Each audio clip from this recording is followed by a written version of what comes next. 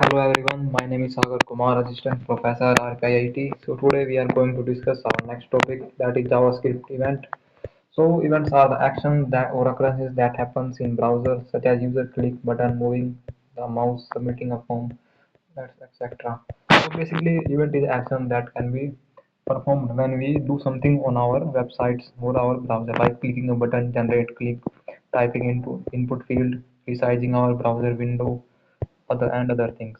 Like we have common events like mouse events, click, double click, mouse over, mouse out, mouse down, mouse up, and keyboard events like keyboard when we triggered a key is pressed, when key is pressed, and trigger when key is released, like form events when you submit the form, change the input of form, focus, blur, etc.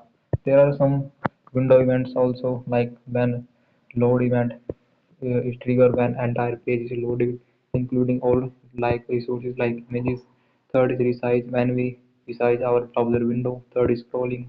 So these are the events. These are the basic events that we have. Then there are our event listeners that are used to listen these events. Example like that these are the syntax like element dot add event listener. Here is the event that we want to listen, and here is a listener.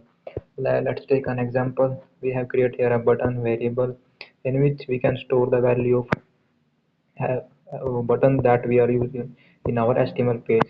The button has the ID button. So here in the help of query selector, we select the button. Now we have to add the event listener which we want to use. Here we use the click listener.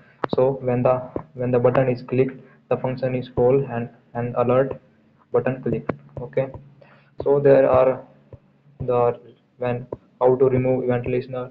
So we use this syntax to remove the event listeners, like element dot remove element event listener. इसके अंदर हम डालेंगे event जो भी था like click, and उसके बाद listener inline event handler.